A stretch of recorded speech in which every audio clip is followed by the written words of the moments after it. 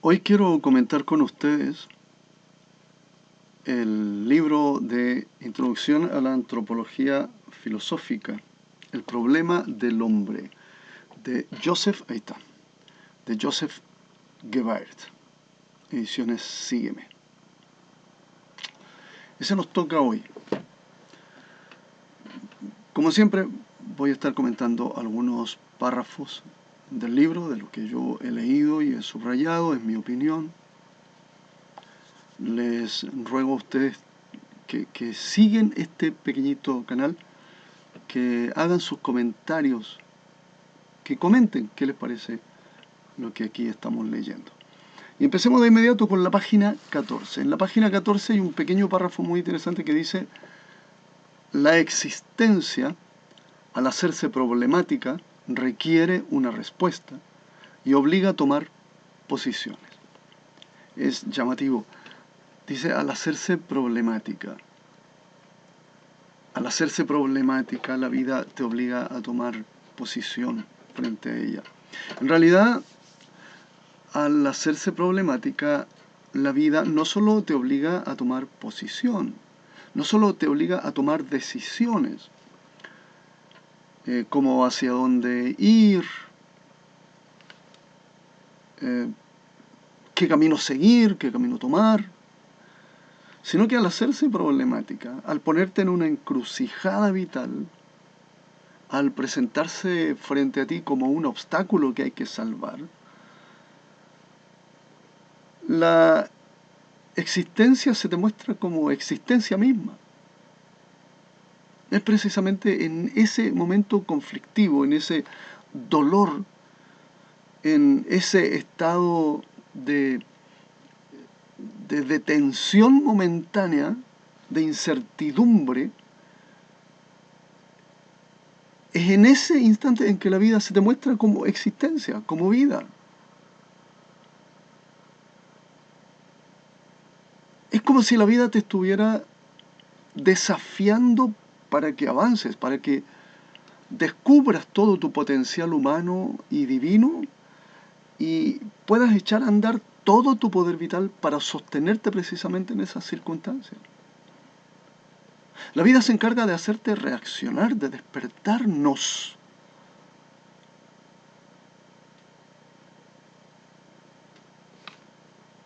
De sacarnos del aburrimiento, del estado de latencia en que se nos ha puesto hoy con el facilismo ideológico, facilismo tecnológico.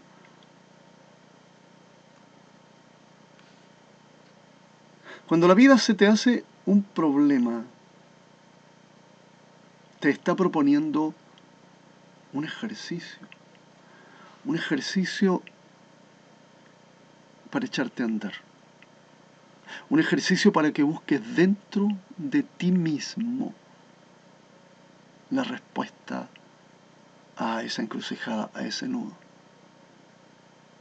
Y no fuera, no en otros, no en otras ideas, no en otras circunstancias,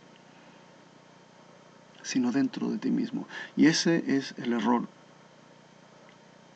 que hoy día está difundido en el ser humano, ¿no? El ser humano busca en general respuestas fuera de uno mismo. Hay médicos para todo, hay consejeros para todo, hay coaches para todo, hay muebles que nos facilitan las cosas, hay aplicaciones que nos facilitan. Todo fuera, todo fuera, todo fuera.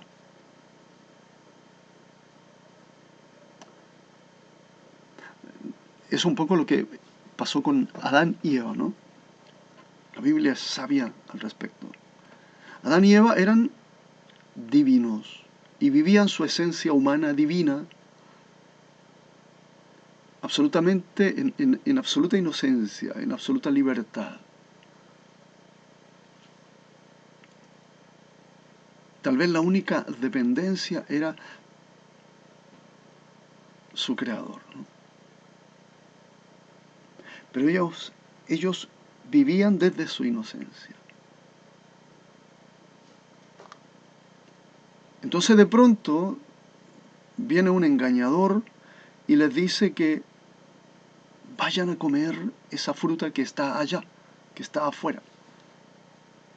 Que una vez que la coman, ellos serán libres, serán dioses, serán todo lo que supuestamente no son, lo que supuestamente quisieran ser. Entonces Adán, entonces Eva, le creen.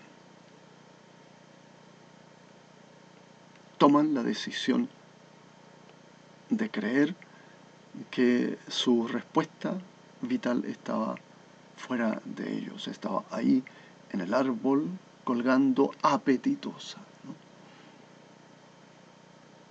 No buscaron en sí mismos su esencia divina, su esencia humana.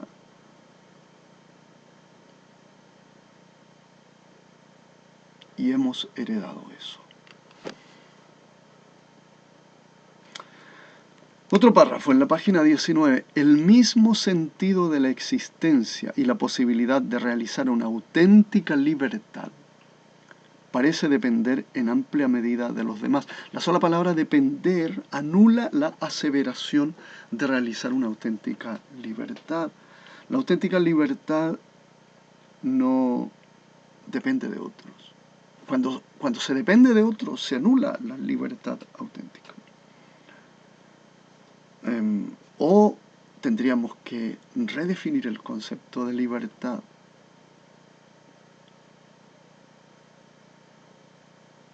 Bien. Ese tema de la libertad es ampliamente debatido en este libro de Joseph Goebbels. Vamos a otro párrafo. En la página 61, cuando ustedes tengan la posibilidad de leerlo, dice así. Está hablando de Karl Marx. Está hablando del ser con los demás. Ser hombre significa ser con los demás. Ese es el capítulo. Karl Marx dice, ha mostrado una enorme sensibilidad por la dimensión negativa de las relaciones interpersonales.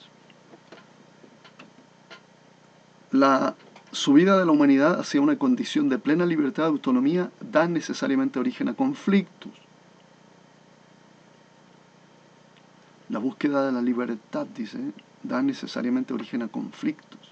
No se trata ya de un simple patrón y de un esclavo aislado, sino de las clases dominantes y de las clases explotadas que necesariamente entran en conflicto entre sí. Les voy a leer el párrafo entero porque es muy interesante. Sin embargo, la lucha de clases se convierte en el camino de superación de los conflictos, ya que llevará a un choque final en la lucha del proletariado contra el capitalismo. Cuando surja la verdadera historia humana, la sociedad futura y nueva en la que cada uno de los hombres será reconocido por los demás, los conflictos que sigan surgiendo todavía quedarán resueltos por el compromiso común y no podrán ya degenerar en conflictos trágicos. Carlitos Marx, el marxismo, las ideas de Carlos Marx empiezan con violencia y terminan con violencia. Todo se resuelve en la violencia. Todo se resuelve en la violencia. La violencia es la resolutora de los conflictos.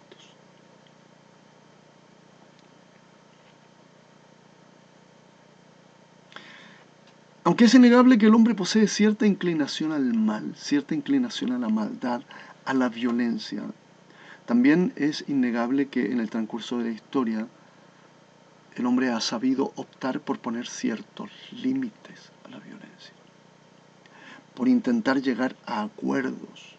Sin embargo, hay muchos intelectuales que no toman en cuenta esas posibilidades de paz que el hombre ha tratado de ir generando, esa vocación de paz que el hombre ha tratado de ir generando. Una vez más, en la Biblia Dios sentencia de que el hombre tiende continuamente al mal. Es cierto. Viendo Yahvé que la realidad del hombre cundía en la tierra y que todos los pensamientos que ideaba su corazón eran puro mal de continuo. Eso dice en Génesis. Esto en el contexto del diluvio. Más adelante, en toda la historia bíblica, toda la historia sagrada, vemos la metodología de Dios. Y la metodología de Dios es puro amor, finalmente. Ve que el hombre es nefasto, ve que el hombre se inclina al mal, entonces toda la historia humana la hace procurando enseñar el amor, ¿no? Y no vamos a hablar de exégesis ni de Biblia aquí, porque ¿quién soy yo para hacerlo, no? Pero a pesar de la violencia que muestra la historia bíblica, Dios intenta ir acabando con ella, ¿no? Está tan acostumbrado el hombre a la violencia que Dios actúa en sus mismos términos y los mete en una vorágine de la cual él mismo va a salir finalmente con una condición y un llamado a la paz absoluta. De hecho, surge después el redentor de la violencia, que muere con la máxima violencia, ¿no? En fin, dice más adelante el mismo párrafo, el conflicto solo podrá resolverse mediante la muerte del amo. Violencia. La lucha de clases se convierte en el camino de superación de los conflictos, ya que llevará a un choque final.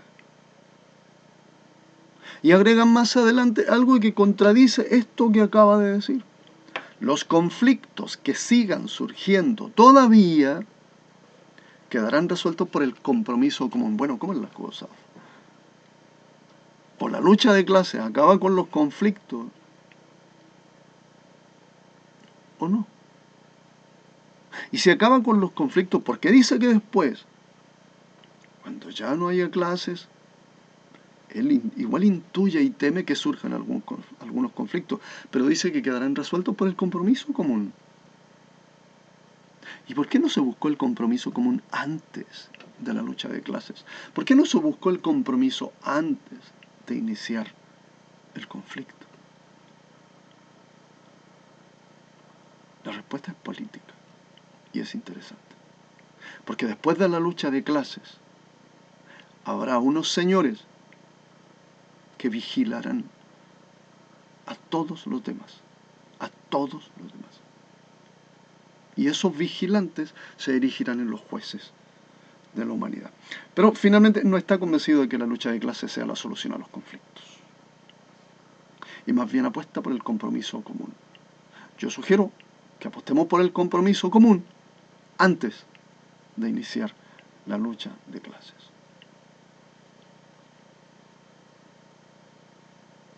Para Sartre, en cambio, no hay solución alguna. El infierno son los otros. Por tanto, mi existencia está permanentemente en peligro. Veamos otro párrafo.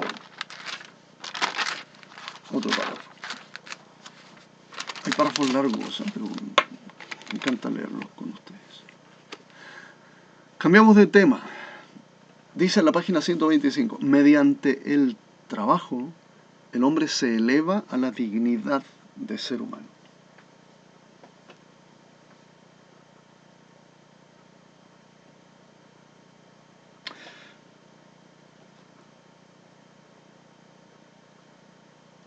Esta frase del materialismo histórico es difícil tomarla bien. Es difícil tomarla bien. El cristianismo promueve, cree y sabe que la dignidad humana es anterior al hombre mismo. El hombre crece, el ser humano crece, la persona humana nace con dignidad. Nace ya siendo digno. Primero por el solo hecho de ser hijo de Dios. Y segundo por el solo hecho de ser persona humana. no necesita tener trabajo para ser digno, es al revés. Porque tengo dignidad humana, es necesario un trabajo digno también. O sea, a mi dignidad humana corresponde un trabajo digno.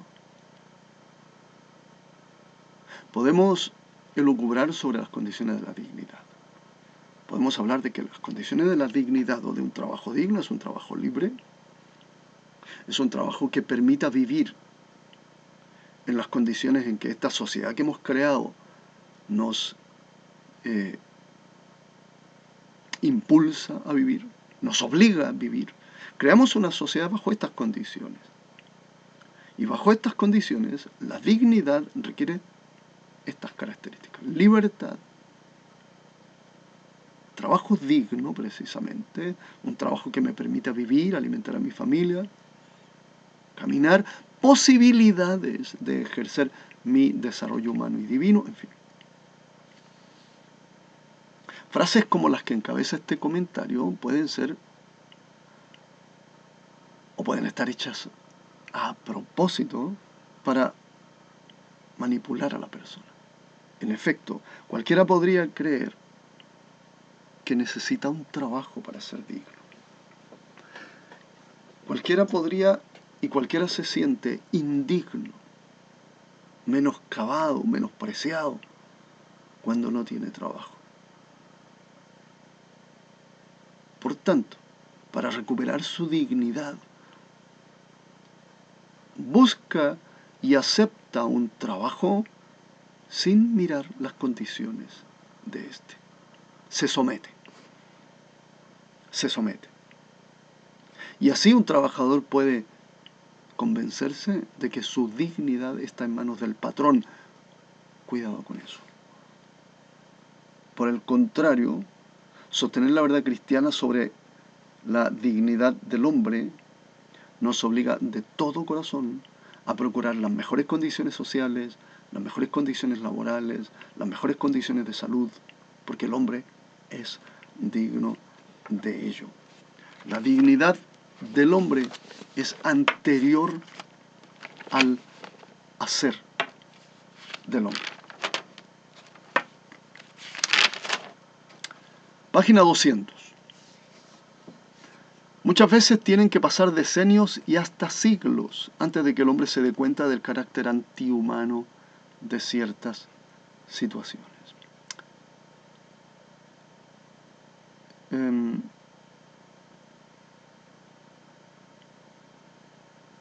Claro, hay ocasiones en que hemos creído durante la historia que ciertos valores son los que hay que sustentar y que hay que vivir con esos ciertos valores.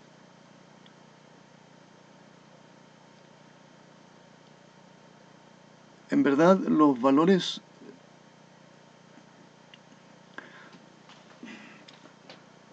son realidades, son señales puestas para guiar la vida, la decisión del hombre, para guiar el pensamiento del hombre, para guiar la conducta y la relación del hombre. Ahora, ¿son puestas por quién? Son puestas por...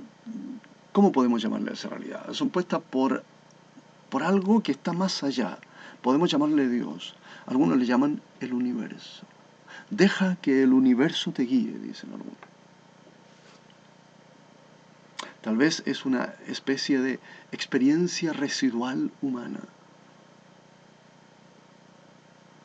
Tal vez es el futuro nuestro el que ha puesto en el presente los valores.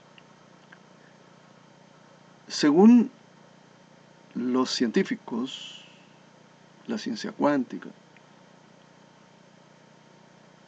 los cultores de la relatividad, los expertos en la teoría del tiempo, es posible conocer el pasado y el futuro. Todo tiene que ver con la velocidad. Se puede ir al pasado y volver al futuro, y conocer el presente y conocer el pasado y conocer el futuro de una sola vez, en una sola mirada. Y es precisamente ese futuro que hoy ya existe, dicen algunos, que hoy está existiendo, probablemente es ese futuro el que nos está tirando hacia sí y por lo tanto ha propuesto determinados valores, determinadas guías para poder llegar a ese futuro. Es decir, es imposible liberarse del futuro que ya es. Y los valores son la guía que nos va a llevar a ese futuro que ya es.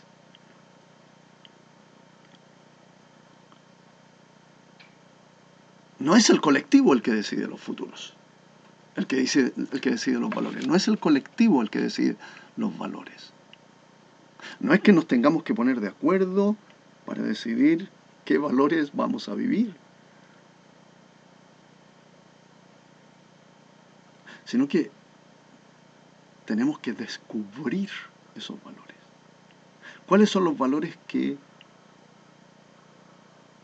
nos hacen vivir en esta sociedad que hemos estructurado con la dignidad que tenemos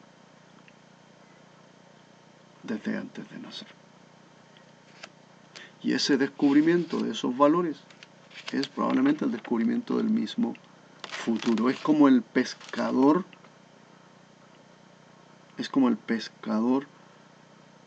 que desde la orilla tira el bote con la cuerda, ¿no? Es imposible que el bote no llegue a la orilla. A pesar de las marejadas y los vientos, es imposible que el bote no llegue a la orilla. Entonces, el pescador es el futuro, ¿no? Y los valores son la cuerda que nos llevan hacia allá. Nosotros estamos en el bote, estamos en el presente, estamos en el hoy.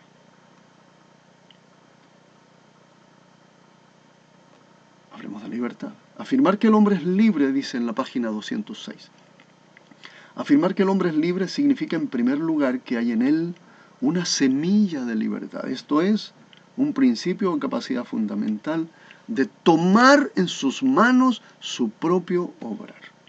Página 207. La libertad madura y adulta, que no puede consistir más que en la comunión con los demás en el mundo. Página 208.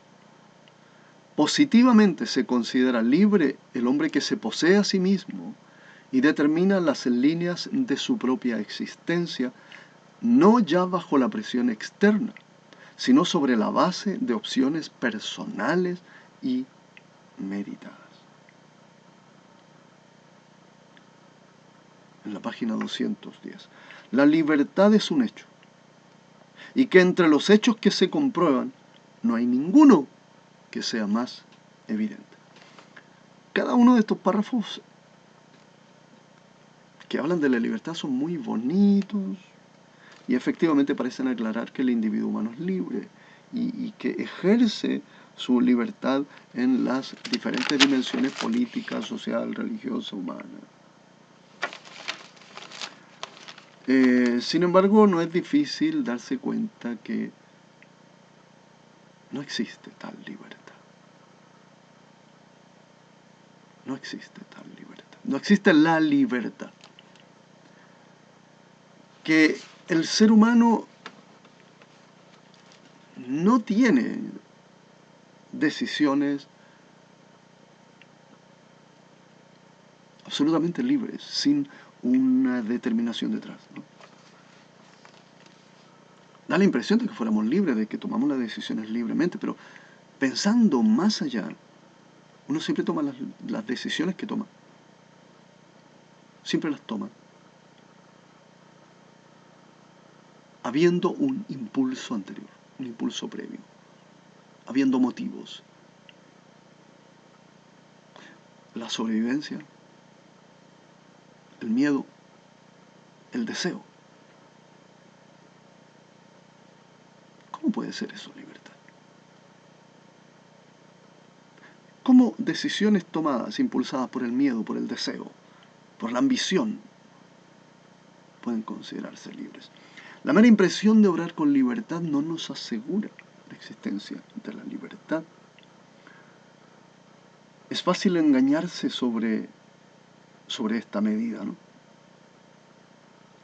Basta hacer un mero examen de las últimas decisiones, por ejemplo, las últimas decisiones que hemos tomado. Y siempre cada decisión que tomamos tiene un séquito de impulsos, de condiciones previas, que nos hicieron tomar esa decisión. Y algunos definen libertad como eso, como tomar una decisión impulsado por algo, motivado por algo, determinado por algo. Entonces, a mí me cuesta sentir que eso es libertad. Tendríamos que redefinir el concepto de libertad. En la página 214 dice, la libertad auténtica no puede concebirse como ausencia de vínculos. Entonces, tenemos que repensar la libertad. En realidad, precisamente no se trata de tener vínculos que no hayan sido queridos por mí mismo sin ningún tipo de coacción. No puedo ser sometido a tener vínculos que no quiero, con lo que sea, con personas, con estados, con situaciones, con ideologías, con políticas. Y es probable que la historia humana sea absolutamente eso, una gran manipulación para que podamos tener vínculos que otros quieren que tengamos y no nosotros. En la página 218 dice algo así. Hemos de considerar el estado presente del universo como el efecto del estado anterior y como la causa del siguiente. Miren la línea. El estado presente del universo es efecto del estado anterior y causa al mismo tiempo del siguiente, del estado futuro. Si hay efectos y causas, no hay libertad. Simplemente es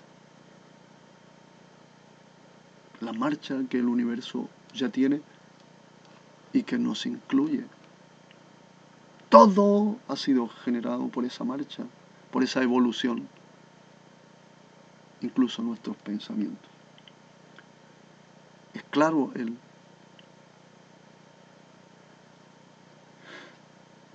determinismo que subyace en el universo. Si hubiese, dice aquí, este párrafo es interesante. Es un párrafo de Laplace. Y dice y quiere decir algo más todavía, algo más interesante. Y es que si alguien conociera todos esos determinismos, todas las causas y los efectos, podría conocer el movimiento entero del universo y de los seres que ha causado. El futuro, lo mismo que el pasado, estaría presente a sus ojos. Si alguien conociera todos los determinismos, todas las leyes, cómo estos actúan entre sí y cuáles son las posibilidades completas, entonces tendría ante sus ojos toda la historia universal, tanto el pasado como el presente y el futuro. En el fondo, Laplace llega aquí a una descripción parcial, si se quiere, pero exacta de Dios. Aunque los creyentes decimos que Dios no es solo eso, ¿no? Es una persona que interactúa con el ser humano. Bien, y en la página 219, que dice así: en contra del determinismo universal está el hecho de que el hombre actúa en el mundo y produce en él algo nuevo e inédito, que no se verificaría si no estuviese el hombre. Ante esto, ¿qué pretendo cuestionar o pretende cuestionar el determinismo, hay que decir que el hombre no crea exactamente de la nada, no crea algo verdaderamente nuevo, sino que más bien el hombre arma, ensambla algo, ensambla otra cosa a partir precisamente de lo que ya existe. Ni siquiera en la creación humana podemos verificar que haya absoluta y total libertad, ni siquiera en la creación humana. Es decir, una vez más, lo presente es efecto de estados anteriores, ¿no? La Biblia dice, nada nuevo hay bajo el sol. Y respecto de que el hombre no esté, no haya surgido, eso es imposible, puesto que los científicos indican que todas las condiciones, el universo tiene todas las condiciones en movimiento, en combinación de estructuras, para que el ser humano haya surgido. Es decir, es imposible, dadas las condiciones del cosmos, es imposible que el ser humano no haya aparecido. Todo parece indicar que el determinismo es más plausible que la libertad, mal que le pese a muchos.